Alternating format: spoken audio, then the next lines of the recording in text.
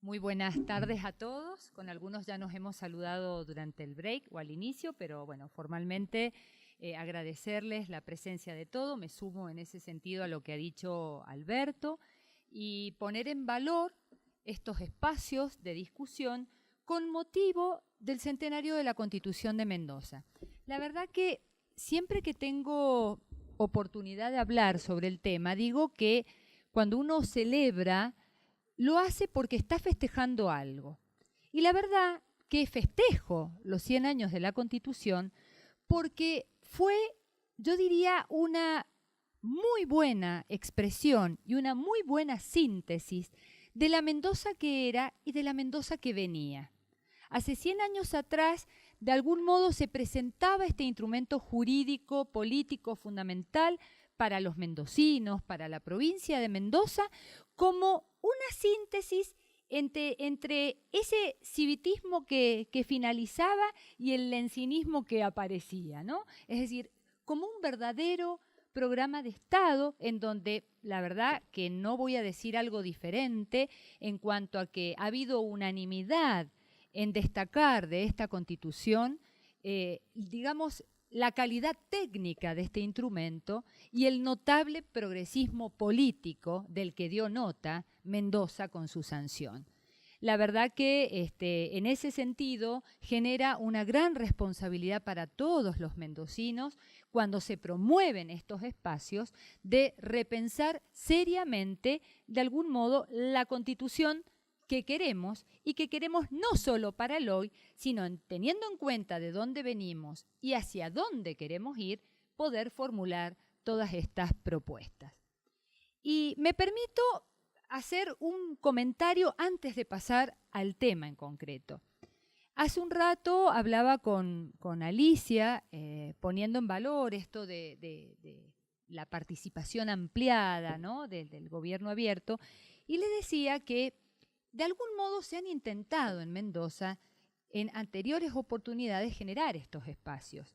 Y lo traía a consideración cuando allá por los años 97, 98, Aldo Giordano, siendo fiscal de Estado, empieza a promover unas jornadas de aportes comunitarios para la reforma de la Constitución Provincial, en la que Alberto también estuvo invitado, y en donde tuvo en valor esos 2 años de jornadas el provocar la participación de la ciudadanía, concretamente de las ONG, del tercer sector. Empezar a escuchar y abrir esto del juego y que no quedara solo en un ámbito reducido a unos pocos, de algún modo caratulados como técnicos, ¿no?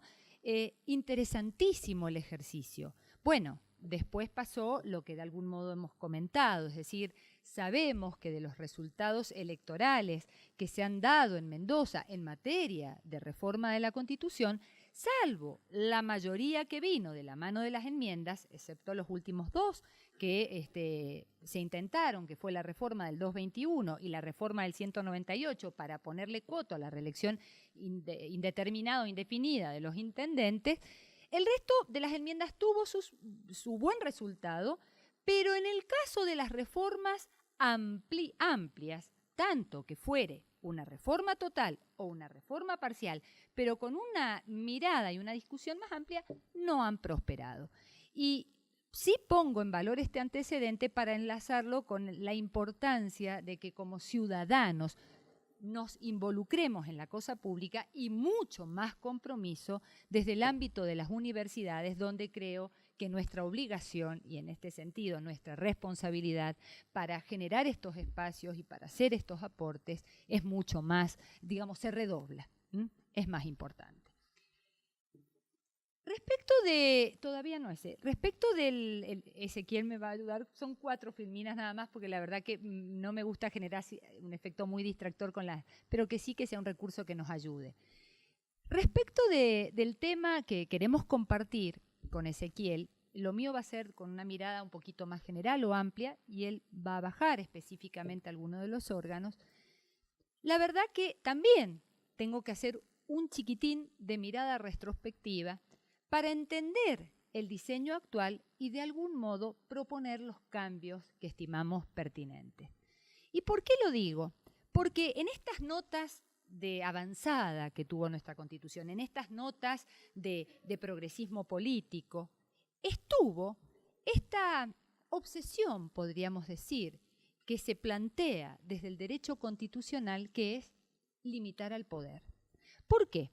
Porque de algún modo partimos de dos principios, podríamos decir, fundantes del constitucionalismo, que tienen que ver con dos aspectos. Primero, creer en la dignidad de la persona humana, es decir, creer al hombre poseedor de derechos fundamentales y que por lo tanto deben ser respetados, y de lo contrario deben activarse estas garantías necesarias para permitir este efectivo goce de los derechos, pero también en este otro principio que está en la corruptibilidad de todo hombre en el que se deposite poder.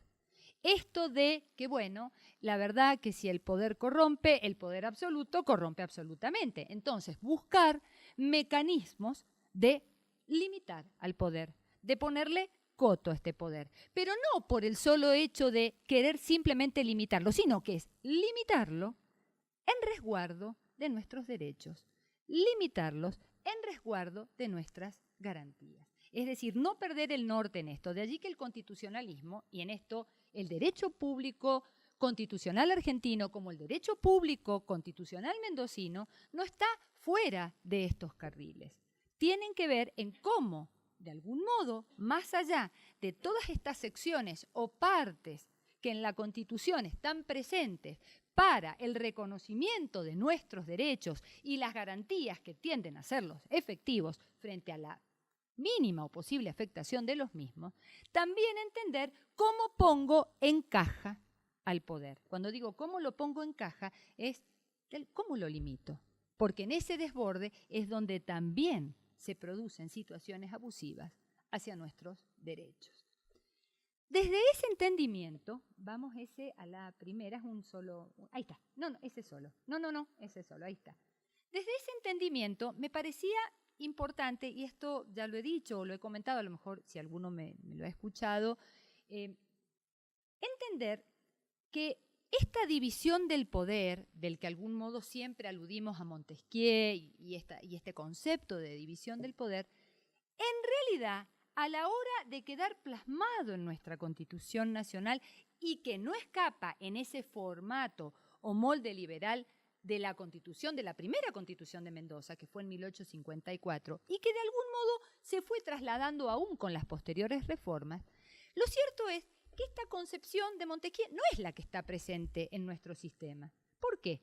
Porque recordemos que para Montesquieu, y recordemos que él era un aristócrata, entendió a la división del poder como modo de cortar con el sistema monárquico absoluto, pero entendiendo que el juego del poder estaba entre los dos poderes políticos que era el ejecutivo y el legislativo, dándole un rol importantísimo a la Cámara Alta, que era de algún modo donde la clase a la que él pertenecía, porque él era un aristócrata, y reducía la facultad o la atribución del Poder Judicial a una función casi nula.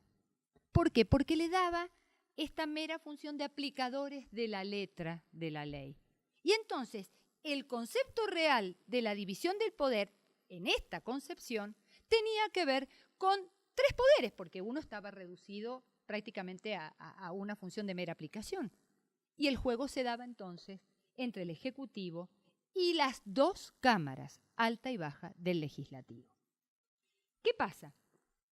Dentro del proceso constitucional argentino, e incluso en ese mismo molde o formato en el proceso constitucional mendocino, la división del poder ya rescata al Poder Judicial y entra este juego de resortes y de dinámica entre estos tres poderes del Estado. Este famoso sistema de los check and balances, este sistema de pesos y contrapesos, este sistema que de algún modo se lo diseña teniendo muy en vista, en realidad, la Constitución norteamericana y la Constitución chilena del 33, de la que tiene mucha ascendencia sobre Alberdi. Pensemos en Alberdi de algún modo como el padre o ideólogo fundamental de la Constitución del 53-60 y de la Constitución mendocina de 1854. Entonces, en este esquema se empieza a ver al sistema como un todo, yo diría, casi perfecto, dinámico, cerrado, autoconcentrado, con un juego de controles en donde un poder controla al otro. En donde, por ejemplo, el Poder Judicial, cuando declara la inconstitucionalidad de una ley o la nulidad de un convenio, controla estos otros poderes políticos del Estado. O cuando el Poder Ejecutivo veta una norma, de algún modo controla al Poder Legislativo. Y cuando los poderes políticos designan a los jueces, más allá de que después vienen las incorporaciones que dijo Alberto, hay una especie de control entre, digamos, los poderes políticos sobre el judicial, porque el mecanismo es complejo y requiere del acuerdo de estos dos poderes políticos del Estado.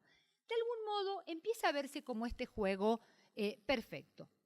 La pura realidad es que estas cuestiones que uno postula, ¿no?, desde lo teórico, desde lo que piensa que puede ser ideal, en la práctica van generando efectos no queridos, van generando sus distorsiones. Y todos creo que estaremos de acuerdo que normalmente este equilibrio perfecto no ha sido tal y que se ha dado en forma notable la preeminencia de un poder por sobre los otros. Entonces, esto claramente activa repensar estos mecanismos de control que tenemos sobre el poder. Si nosotros, vamos a la otra S, si nosotros, teniendo en cuenta estos controles del poder, quisiéramos hablarlo desde Lowenstein, claramente está haciendo referencia a los poderes de la Constitución. Y ya van a entender por qué hago esta división y a dónde quiero llegar. ¿Y por qué digo esto? Porque en realidad cuando Lowenstein habla del control del poder, habla de controlar los poderes de la Constitución. Y en ese sentido tenemos referencia a los controles verticales y a los controles horizontales. Respecto del control vertical, claramente hace referencia a la totalidad de los detentadores del poder establecidos constitucionalmente y encargados de dirigir el proceso gubernamental y que puedan funcionar en este sentido sobre una base territorial, pluralista y hasta individual. En concreto, está haciendo referencia a este juego de controles que se dan en las relaciones propias de este Estado federal entre el gobierno central y los estados autónomos o provinciales, entre las relaciones de las provincias entre sí cuando, por ejemplo, conforman una región. Vamos al control horizontal. Cuando habla del control horizontal, está haciendo referencia a controles intraorgánicos y a controles interorgánicos. El intraorgánico situado o referido cuando las instituciones de control operan dentro de la organización de un solo detentador del poder. Entonces, desde esta explicación sobre los poderes de la Constitución, uno podría entenderse en el juego de las dos cámaras del Poder Legislativo, de algún modo hay una suerte de control de una cámara sobre la otra. Mientras que el control interorgánico funciona entre los diversos detentadores del poder que cooperan en la gestión estatal, que de algún modo es la referencia que hace un momento les hacía entre las relaciones de los poderes. Entonces, la pregunta es la siguiente, porque normalmente cuando hablamos, y a lo mejor en un lenguaje no tan estrictamente técnico o jurídico, decimos, bueno, sí, qué importante valorar los controles externos, que no solo aludamos a los controles internos. Y la primera pregunta que yo me hacía, bueno, depende en el lenguaje que vamos a utilizar, si vamos a estar adhiriendo a la terminología de Lowenstein o estamos pensando en controles externos que estén por fuera del control interorgánico que se da en relación a los poderes constituidos. Y creo que ahí es donde a nosotros los mendocinos generamos en el 15-16 un aporte importantísimo en el diseño constitucional del poder y que de algún modo ahora nos redobla la apuesta a la realidad para repensar esos controles. ¿Y por qué digo esto? Porque la verdad que si yo quedara en que el control externo queda en función de lo de Lowenstein por el control o el juego del control interorgánico, la pregunta sería, ¿qué función cumplen? Organismos como Fiscalía de Estado, como Tribunal de Cuentas, como el mismo jury de enjuiciamiento. Claramente, en esto que, digamos, a lo que quiero apuntar, es que llegamos a la Constitución del 16, sancionada concretamente el 11 de febrero de 1916, con una visión de avanzada sobre el control del poder político. ¿Por qué? Porque en esta propuesta de Barraquero, cuando se presenta en la convención y dice, señores, vengo a presentarles nuevos organismos, él los caratula de organismos extrapoder. Porque hacía referencia ya no solo al control interno o intraorgánico, ya no solo al control interorgánico o, en el paradigma de Lowenstein, el externo, sino que en realidad el control externo del que hablaba Barraquero tenía que ver con este control por fuera de la tríada de los poderes constituidos, con funciones específicas de control a cargo de algunos órganos extrapoder, como él lo denomina, y así están los debates de la Convención, como también en el diseño de otros órganos extrapoder que no tendrían a su cargo el rol específico del control del poder político, sino más bien, diría yo, la administración o de, digamos, bienes, servicios o funciones consideradas trascendentes para la provincia de Mendoza. Entonces, desde esta concepción se explica que en la Constitución del 16, fuera de los poderes constituidos, aparecieran órganos extrapoder como Fiscalía de Estado, Tribunal de Cuentas y jury de enjuiciamiento con una función específica de contralor. Claro está que si, y yo los invito, tomamos las constituciones de Mendoza, si alguno la tiene, la finalidad fue muy buena, la naturaleza del órgano se perfilaba bien, atento a los fines que cumplía, pero arrancamos a lo mejor con un obstáculo ya de técnica constitucional, que fue, por un lado, hablar de órganos extrapoderes, pero por el otro, insertarlos dentro de las secciones de los poderes constituidos, como es el caso concretamente del Fiscal de Estado y del Tribunal de Cuentas, o como es que están dentro de la sección, ustedes saben, Poder Judicial. O como es el caso de jury de enjuiciamiento, que también sigue en esa otra sección. Es decir, una primera cuestión a ser revisada frente a una posible reforma.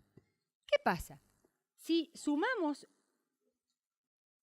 los otros órganos extrapoderes, vamos a ver cómo en esta concepción también de avanzada y de esa Mendoza que ponía en valor aquellas tutelas especiales que debían ser requeridas para Mendoza, aparece la Dirección General de Escuelas y el Departamento General de Irrigación, con una sección específica destinada a estos organismos, también postulados como órganos extrapoder, pero ya para la tutela y la administración específica de dos cuestiones que para Mendoza eran vitales, y son vitales, el agua y la educación. Claramente se va viendo este programa de Estado que no abarcaba solo a esa generación, sino que sirvió, evidentemente, tuvo vocación de permanencia. ¿Por qué? Porque de hecho ha perdurado hasta nuestros días, además destacando y poniendo en valor lo que para los mendocinos, no a lo mejor para otras provincias, era realmente importante dentro de este programa de Estado.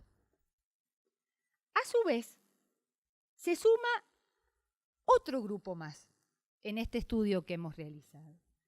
¿Cuál es este otro grupo?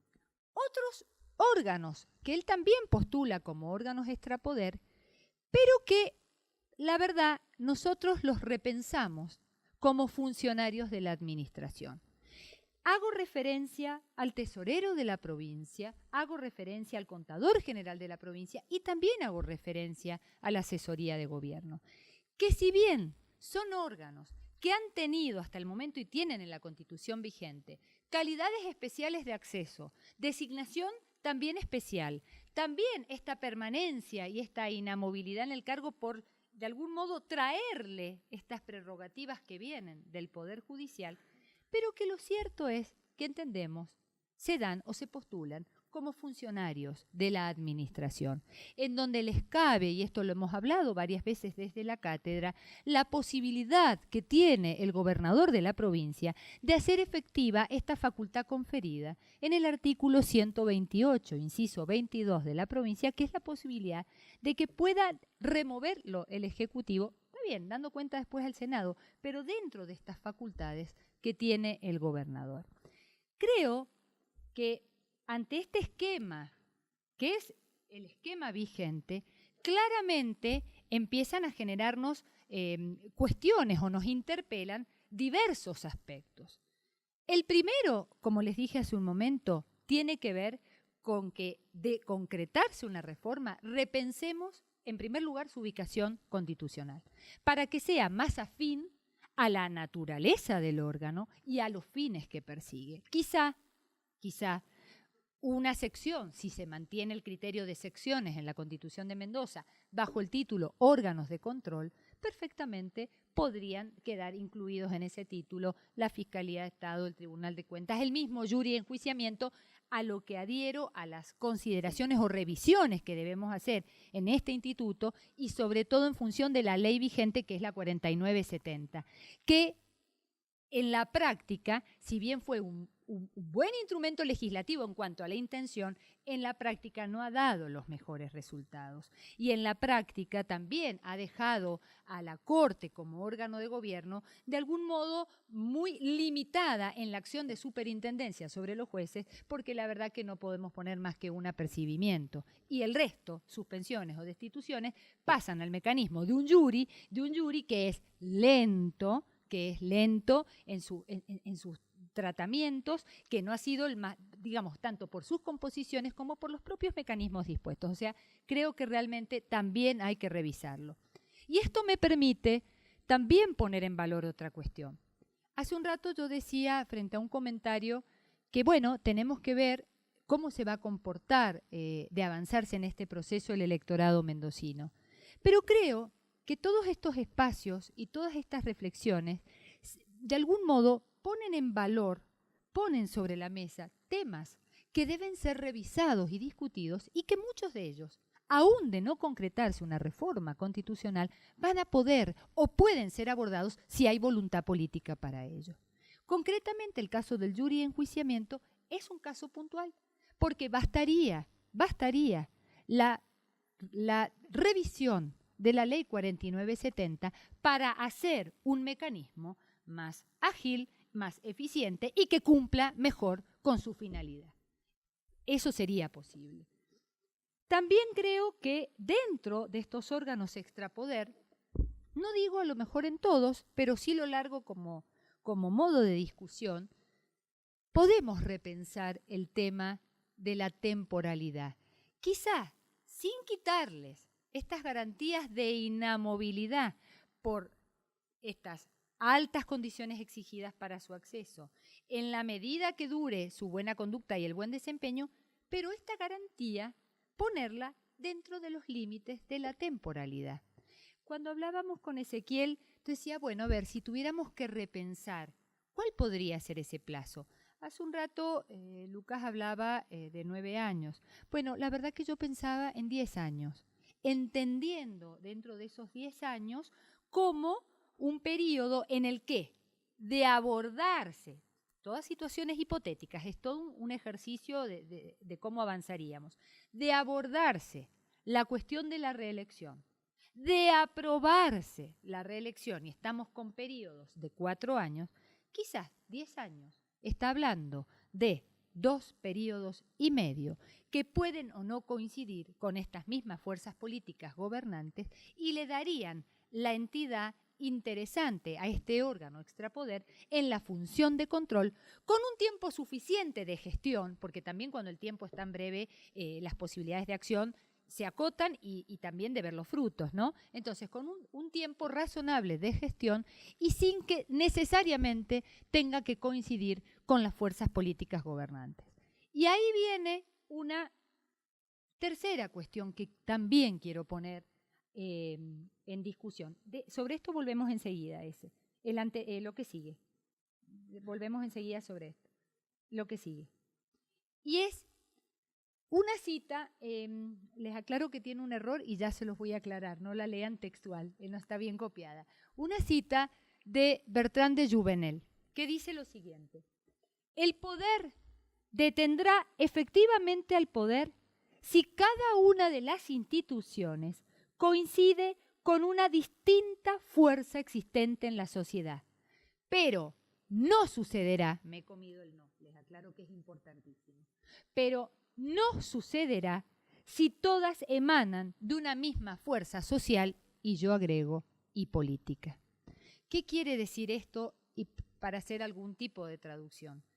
Claramente, si veíamos que el sistema de controles dentro de, por ejemplo, el control interorgánico y funcionaba a medias porque la cuestión quedaba en una cuestión de los propios poderes, y avanzamos un poco más con la Constitución del 16, insisto, Constitución de avanzada para su época, y generamos todo un diseño constitucional del poder tendiente a controlar al poder, poniendo estos órganos extrapoder. Ahora, si a estos poderes constituidos o a estos órganos extrapoderes los hacemos atravesar por la misma fuerza política, ¿de qué control estamos hablando? No pasa a ser una ficción la división del poder, o la teoría o doctrina o el juego de los controles. Es interesante que repensemos esto. ¿Por qué? Porque esto tiene que ver incluso con el tema de los partidos políticos que tanto también se ha venido hablando y que creo que además Alberto ha hecho mucha referencia incluso cuando estuvo en la legislatura hace 2 semanas atrás. A ver, pensemos esta cuestión. Si todos emanan de una misma fuerza social y política, y la verdad que los controles se desvanecen. Creo que debemos apuntar en estos procesos a fortalecer los controles. Y los controles, y allí sí vinculo a lo que se habló hace un rato respecto de gobierno abierto, recordemos que no solo son los institucionales. Tenemos controles institucionales, tenemos controles políticos, tenemos controles jurisdiccionales, que son los que nos competen a nosotros como Poder Judicial, pero tenemos control ciudadano. Y hay que activar todos los controles si queremos un mejor desenvolvimiento o juego del poder. Bueno, gracias.